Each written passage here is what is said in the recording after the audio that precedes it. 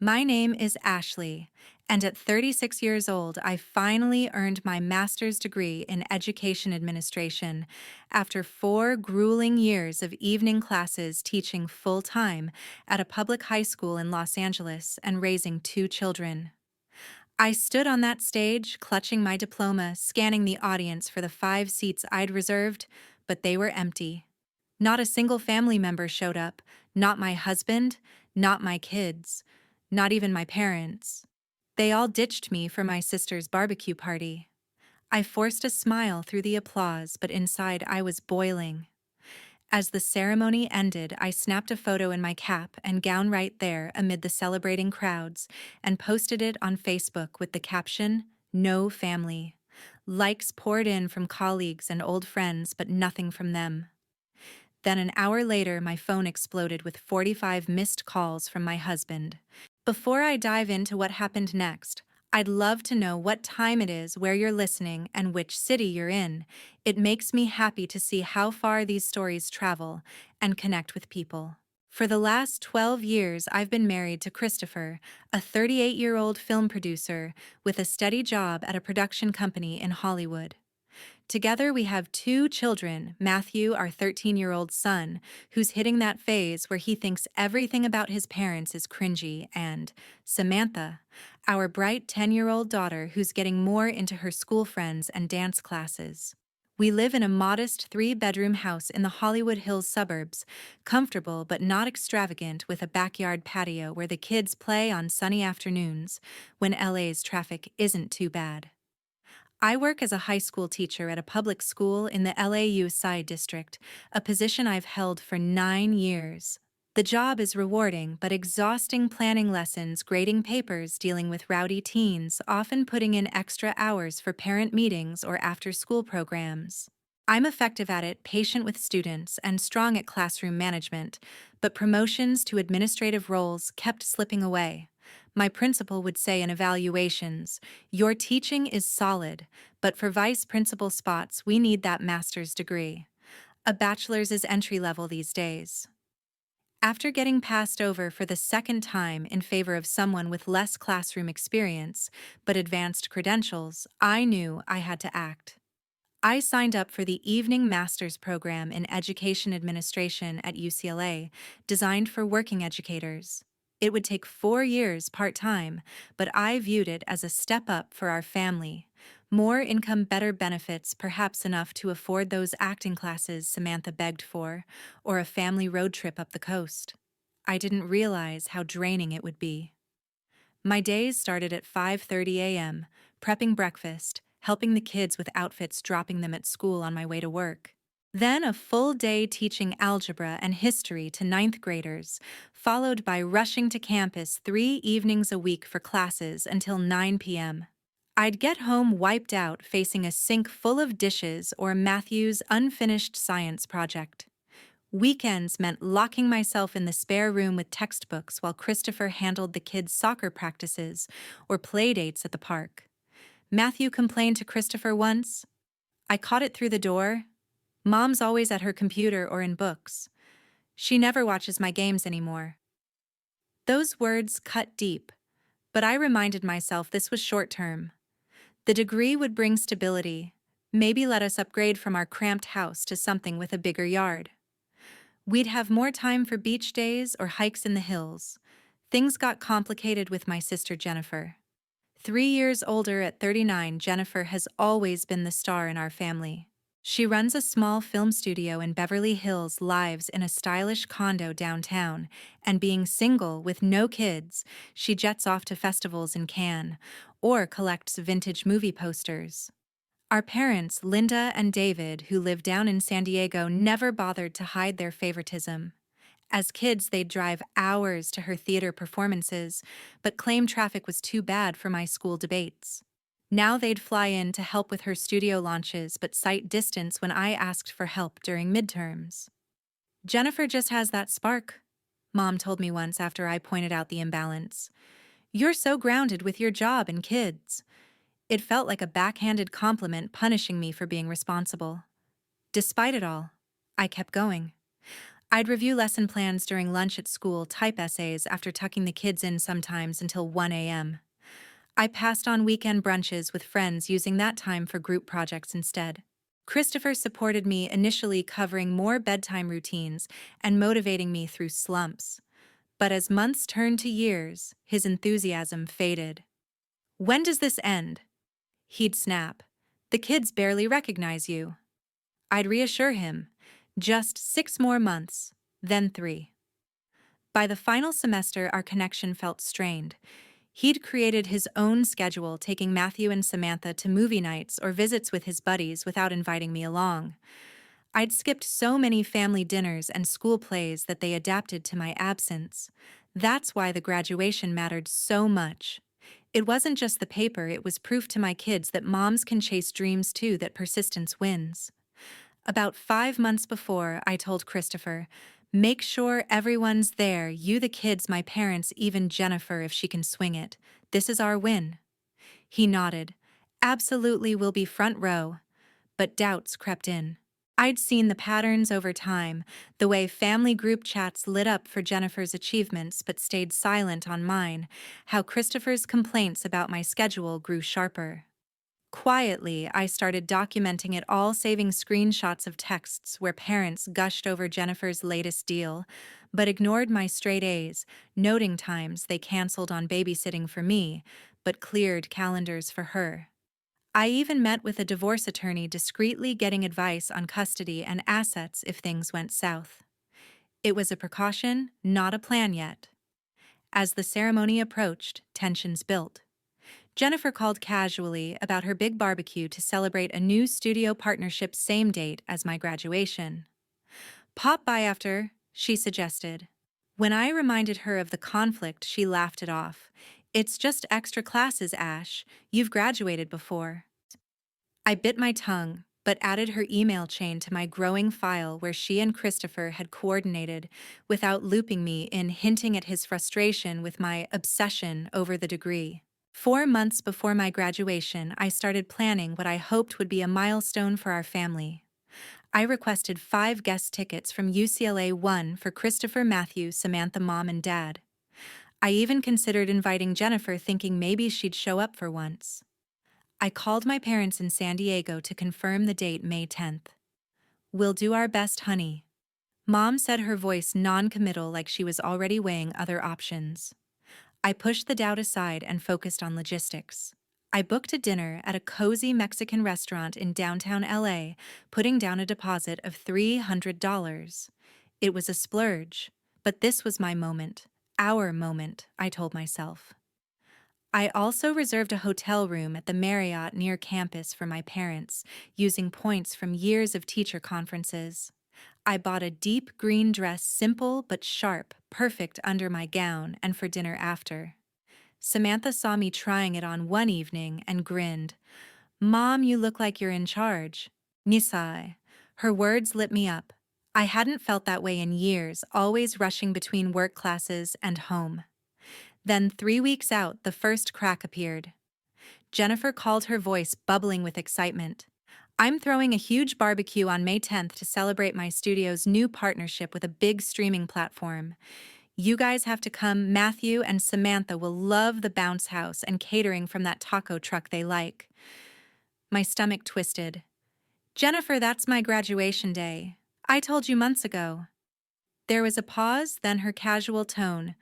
"Oh, right, I forgot. It's just a degree, Ashley. You've done this before with your bachelor's. Come after, bring the kids for the fun part." I gripped the phone, fighting to stay calm. This isn't just a degree. It's 4 years of late nights and sacrifices. My family needs to be there. Jennifer sighed. "Look, I've got industry execs flying in that weekend. I can't move it. You'll have other celebrations." I hung up my hands, shaking, and immediately saved her texts to my file. She'd dismissed me like my work meant nothing, just like always. I called Mom to set things straight. "Jennifer's barbecue is the same day as my graduation. You're not going to that instead, are you?" Her response was maddeningly vague. "Oh, sweetheart, what a mix-up. Those execs are important for Jennifer's business and we hardly see her. Can't you both work it out?" I pressed. The university doesn't reschedule commencements, Mom. I told you the date 5 months ago. She hesitated. Well, your dad loves her barbecues and we're staying at her condo that weekend anyway. Maybe we can make both. The distance between San Diego and LA made that impossible, and she knew it. I turned to Christopher that night expecting backup. I laid out the situation, my voice steady but sharp. Jennifer planned her party on my graduation day, and Mom and Dad are leaning toward it. You and the kids are coming, right? He looked uneasy, avoiding my eyes. Ashley, the kids heard about the bounce house and the taco truck from their cousins. They're begging to go. A 3-hour ceremony reading names sounds miserable for them. My jaw tightened. So you're saying you'd rather take them to a party than see me graduate with honors? This is about supporting me, Christopher. He sighed. I'm just trying to keep them happy. Can't we compromise? I'll drop them at Jennifer's and come to your ceremony alone. I couldn't believe it. This isn't a negotiation. It's about showing up for me after 4 years of juggling everything for this family. He muttered, "You're making this bigger than it is." His words echoed Jennifer's dismissal, and something snapped. I didn't argue further but went to my laptop, pulling up our family group chat. There it was, messages between Christopher and Jennifer from a month earlier, planning the barbecue, joking about how my school thing wouldn't be as fun. They'd coordinated behind my back, knowing the conflict. I dug deeper, my heart racing. In Christopher's email, I found a thread with one of Jennifer's assistants, a woman named Claire. The tone was too friendly, flirty, even arranging for her to attend the barbecue with winks and private plans to catch up later. It wasn't concrete proof of an affair, but it was enough to raise red flags. I screenshot everything, adding it to my growing collection of evidence. If they thought they could dismiss me, they were wrong. I wasn't just the reliable one anymore. I was done being invisible. That night, I met with Stephanie, my closest colleague from school, a 34-year-old English teacher who'd become my rock through late-night study sessions. Over coffee, I vented about the barbecue and Christopher's betrayal. She didn't sugarcoat it. They're choosing a party over your life's work. You don't deserve that. What's your next step? I leaned forward, lowering my voice. I'm not letting this slide. I've got texts, emails, everything. When the time's right, they'll see what it costs to cross me. Stephanie nodded. You're stronger than they know. Keep those receipts. Her support fueled me. I went home, added more notes to my file, and started outlining my divorce paperwork with the attorney's advice. The ceremony was coming, and I was ready to face whatever they threw at me next. The morning of my graduation, I woke up with a knot in my stomach. Despite the fight with Christopher and the sting of my family's choice to attend Jennifer's barbecue, I tried to focus on what I'd earned. I'd spent 4 years grinding for this master's degree, and today was mine, even if I had to celebrate alone. I slipped into my green dress, adjusted my cap and gown, and drove to UCLA's campus, checking my phone one last time for any messages from Christopher or the kids. Nothing. At the auditorium, I joined the other graduates, forcing myself to smile as families snapped photos and handed out flowers. My colleague Stephanie was there, her presence a small anchor. You look incredible, she said, hugging me. This is your day, Ashley. Own it. We took a few pictures together, and I tried to soak in the moment, but the empty seats reserved for my family loomed in my mind. When the ceremony started, I marched in with hundreds of others to the sound of pomp and circumstance, scanning the crowd one last time. No familiar faces. The speeches dragged on, deans talking about perseverance, and alum preaching work-life balance that felt like a jab at my sacrifices. Then my name was called, Ashley Marie Johnson, Master of Education Administration with honors. I walked across the stage, shook the dean's hand, and moved my tassel from right to left. The applause was polite, but distant, no cheers or whistles from anyone who knew me. I returned to my seat, clutching the diploma case, feeling a mix of pride and emptiness. I'd done it, but no one who mattered most was there to see it. After the ceremony, I lingered on the campus lawn, watching graduates pose with parents and kids. Stephanie stayed by my side, sensing my mood. "You're stronger than this," she whispered. "They don't get to define your win." I nodded, pulling out my phone to post the photo we'd taken me in my gown, trying to smile with the caption, "No family support." Comments rolled in from coworkers and distant friends, but still radio silence from Christopher, Matthew, Samantha, or my parents. I tucked my phone away, ready to head to the Mexican restaurant alone, when it started buzzing uncontrollably. I glanced at the screen. 45 missed calls from Christopher, all within the last hour. My heart sank. Something was wrong. I called back immediately, and he picked up on the first ring, his voice frantic. "Ashley, thank God. It's Matthew. He fell off a slide at Jennifer's barbecue. We're at Cedars Sinai. It's his leg might be broken." My mind raced, maternal instinct kicking in over the hurt. "Is he okay? How bad is it?" I asked, already heading to my car. "He's in pain, but they've got him stable. He's asking for you." Christopher said, his words rushed. I sped to the hospital, my gown still on, crumpled in the passenger seat. The 20-minute drive felt endless. My thoughts a blur of worry for Matthew and fury at the situation. How could they let this happen? At the emergency room, I gave Matthew's name at the desk and was directed to Bay 5. Pulling back the curtain, I froze. There was Matthew, his face pale, his right leg in a temporary splint. Around him stood Christopher, Samantha, Jennifer, Mom, and Dad, their faces a mix of guilt and concern. A doctor was reviewing x-rays, explaining a fracture that would need a cast, but wasn't life-threatening. Mom, Matthew called out, his voice shaky but relieved. I rushed to his side, stroking his hair. "I'm here, sweetie. You're going to be okay." I turned to the doctor, who introduced himself as Dr. Patel.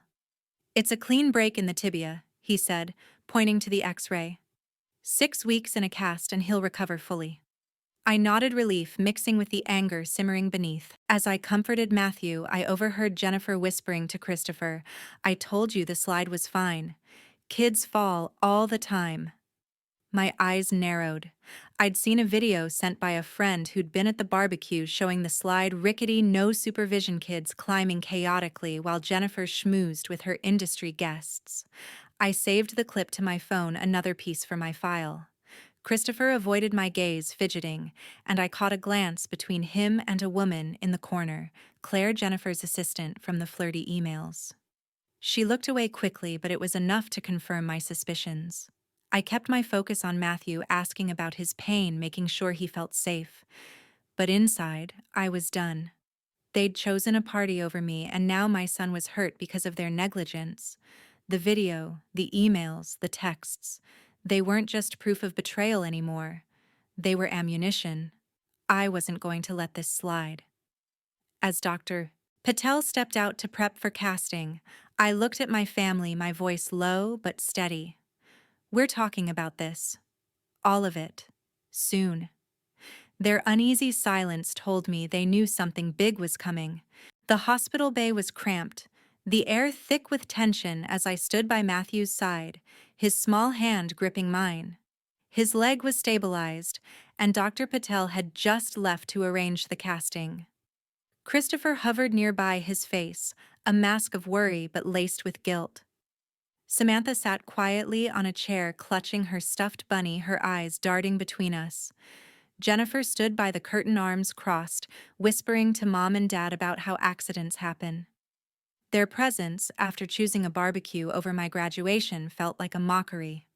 I'd had enough. I took a deep breath, my voice low, but cutting through the hum of the ER. "This stops now." All eyes turned to me. Christopher's widened, Jennifer's narrowed, and Mom's mouth opened slightly. I didn't wait for their excuses. For 4 years, I poured everything into that degree, missed Matthew's games, Samantha's recitals, sleep, sanity, all for our family's future. And you couldn't give me one afternoon to show up. You picked Jennifer's party instead, and now my son's lying here with a broken leg because you didn't bother to supervise. Jennifer stepped forward, her tone sharp. "Don't make this about me, Ashley. Kids fall. It's not my fault." I held up my phone, showing the video from her barbecue, a shaky clip of kids scrambling on an unstable slide, no adults in sight, while Jennifer laughed with her guests. "This says otherwise," I said. "You promised safety but didn't deliver. I've already sent this to my lawyer." Her face paled and she went silent. I turned to Christopher, who wouldn't meet my eyes. "And you," I said, my voice steady but cold. "You planned that party with Jennifer behind my back. I have the emails where you called my graduation a school thing and laughed it off. But that's not all." I pulled up another screenshot, one I'd found just days ago, a flirty exchange between Christopher and Claire, Jennifer's assistant, arranging a private meetup after the barbecue. I held it up for everyone to see. "You've been cheating with her. I've got months of messages, photos, even a hotel receipt." The room went dead quiet. Samantha's eyes widened and Matthew looked confused, his grip tightening on my hand. Christopher stammered, "Ashley, it's not what you think. I cut him off." "Don't. I filed for divorce this morning. I'm seeking full custody of the kids and half our assets based on your infidelity and neglect. My lawyer's ready." His jaw dropped and Mom gasped. "Ashley, you're being rash." I wasn't done. I faced Jennifer again. "Your studio's been dodging taxes for years. I've got copies of your invoices, fake ones you used to hide income. I sent them to the IRS yesterday. Good luck with the audit." Jennifer's confident facade crumbled, her voice shaking. "You wouldn't dare." I stared her down. "I already did." Finally, I turned to Mom and Dad, their faces a mix of shock and discomfort. "You've always put Jennifer first. Her plays, her parties, her life. Never mine. I have recordings of our calls where you dismissed my degree as just extra classes while praising her every move. I posted them online an hour ago, tagged our family and friends. Everyone knows now how you've treated me." Dad tried to speak. "Ashley, we didn't mean," but I raised a hand. "You meant it every time you chose her over me." Mom's eyes filled with tears. "Please, honey, let's talk this out. We're family." I shook my head, my resolve like steel. "Family doesn't abandon each other. You made your choice, and now you live with it.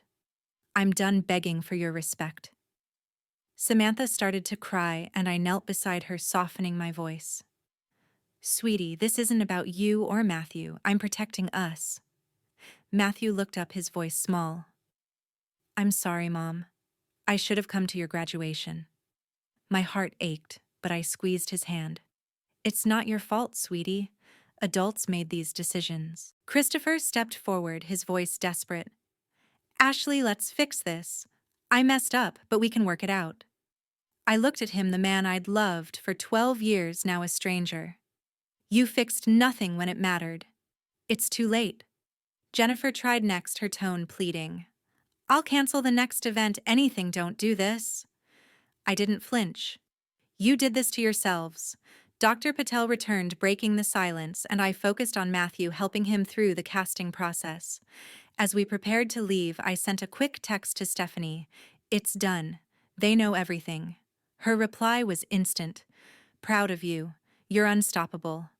I walked out of that bay with my kids, leaving Christopher, Jennifer, Mom, and Dad behind, their stunned faces fading in my mind.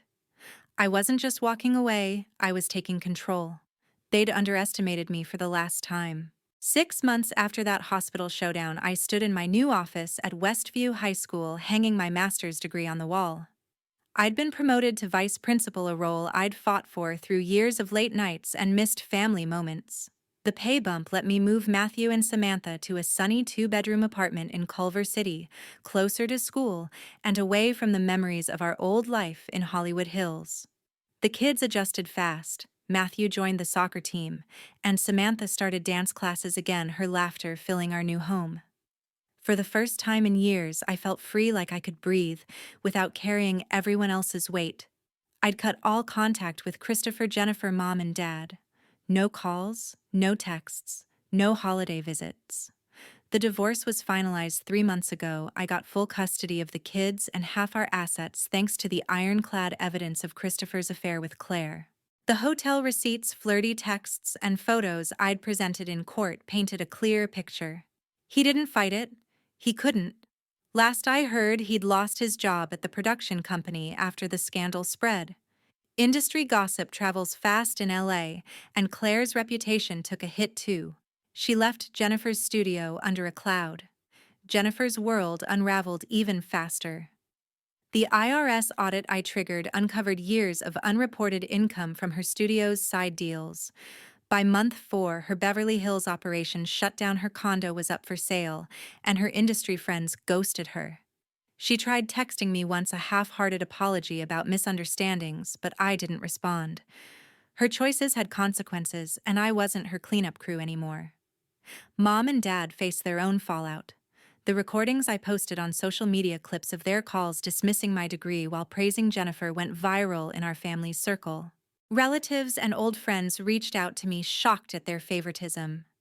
My parents tried calling, leaving voicemails about making things right, but I let them go unanswered.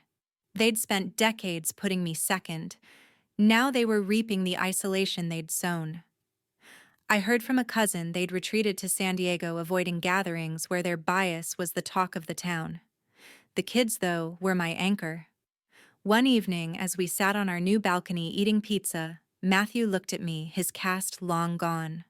"Mom, I'm sorry I went to Aunt Jennifer's party. I didn't get how big your graduation was. I'm proud of you now." His words hit hard, and I hugged him tight. "It's okay, sweetie. You were a kid, and I'm proud of you too." Samantha piped up. "You're like a superhero, Mom. You did school and work and still took care of us." I laughed, tears stinging my eyes. Their pride meant more than any diploma. Stephanie became my rock, stopping by with coffee or helping with the kids when my new job got hectic. She'd been there at the graduation when no one else was, and her support reminded me I could build a new family, one that valued me. My promotion brought a private office and respect from colleagues, a far cry from the days I was overlooked. The extra income meant dance lessons for Samantha and new soccer gear for Matthew, small wins that felt monumental after years of scraping by. Looking back, that empty graduation stage wasn't just a wound, it was a turning point. I learned a hard truth sometimes. The people closest to you are the ones who will hurt you most, but you don't have to let them define your worth. I spent years trying to earn their respect, only to realize I had to demand it, and when they couldn't give it, I had to walk away. My revenge wasn't just about exposing their lies or triggering their downfall. It was about building a life where I thrived without them. I chose myself, and it was the best decision I ever made. Here's what I want you to take from this: if you see betrayal in your family, whether it's favoritism, neglect, or outright deceit, don't wait for them to change. Set boundaries, gather proof, and protect your peace. Sometimes the strongest act is cutting toxic ties, no matter how much history you share. It's not about sinking to their level, it's about rising above it and letting their actions catch up to them. I wish I'd recognized those red flags sooner, the dismissive comments, the sidelining, the excuses. If you're seeing them now, act. Choose yourself. Find people who lift you up and don't look back. Thank you for listening to my story. It means the world to share this and know I'm not alone. If you've ever felt overlooked by family or had to stand up for yourself, drop a comment below. I'd love to hear your experience. Hit that subscribe button to join others who get what it's like to fight for your worth.